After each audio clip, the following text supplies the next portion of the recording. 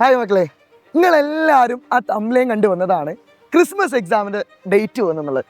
സ്വാഭാവികമായിട്ട് നമ്മളെല്ലാവരും ചിന്തിക്കുന്ന കാര്യമാണ് ക്രിസ്മസ് എക്സാം ആയാലും എന്നാ തുടങ്ങേണ്ടതെന്നുള്ളത്.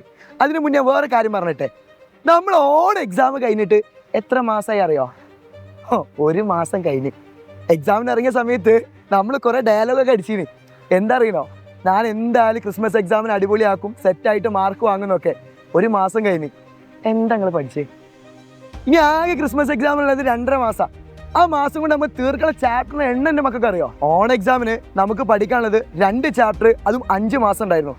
ഇനി ക്രിസ്മസ് എക്സാമിന് 6 ചാപ്റ്റർ, വെറും 2.5 മാസം. എങ്ങനെ പഠിച്ചു തീർക്കും? പിന്നെ കുറേ ആൾക്കാർ പറഞ്ഞു കേൾക്കുന്നുണ്ട്, ഓൺ എക്സാം ചോദിച്ചത് ഓൺ എക്സാമിന് കഴിഞ്ഞ് ക്രിസ്മസ് എക്സാം ചോദിക്കില്ല എന്നുള്ളത്. മക്കളെ, അതും വെറും തെറ്റിദ്ധാരണയാണ്. അതൊന്നും നിങ്ങൾക്ക് ചോദ്യം ഉണ്ടാവും. ഇനിയിപ്പോൾ എന്താ ചെയ്യുക? ആകെ കുറച്ച് സമയമേ ഉള്ളൂ. കൃത്യമായിട്ട് പ്ലാൻ വേണം. അപ്പം എന്താ ചെയ്യാന്നല്ലേ? വളരെ സിമ്പിളായ കാര്യമാണ്. ഇപ്പോൾ ബാച്ചിലുള്ള മക്കൾ ബാച്ചിൽ കൃത്യം ലൈവ് നടക്കുന്നുണ്ട്. ആ ലൈവ് ക്ലാസ്സിന് എൻ്റെ മക്കൾ കാണാം. ഞാൻ ആരെങ്കിലും ബാച്ചിൽ ജോയിൻ ചെയ്യാത്തുണ്ടെങ്കിൽ ഒന്ന് ജോയിൻ ചെയ്യുക. മാത്രമല്ല, ഇനി വേണ്ട കാര്യം ഒറ്റൊന്നേ ഉള്ളൂ, എക്സാമുകൾ പ്രോപ്പർ ചെയ്താൽ. കാരണം ആപ്ലിക്കേഷൻ ലെവൽ ക്വസ്റ്റ്യൻസ് ആണ് ഇനി വരാൻ വേണ്ടി പോകുന്നത്. അതും എൻ്റെ മക്കൾ കൃത്യമായിട്ട് നോക്കാം. ഇത് രണ്ടും നമുക്ക് സെറ്റപ്പ് ആക്കാം. മക്കളെ, ആരെങ്കിലും ബാച്ച് ജോയിൻ ചെയ്യാത്തവരുണ്ടെങ്കിൽ ഒന്ന് ജോയിൻ ചെയ്തോ. നമ്മൾ അടിപൊളിയായിട്ട് പഠിപ്പിച്ചുകൊണ്ടിരിക്കുകയാണ്. ഇനി കുറച്ച് സമയം മാത്രമേ ഉള്ളൂ. നമുക്ക് പൊളിച്ചടക്കണം, സെറ്റാക്കി മാറ്റണം.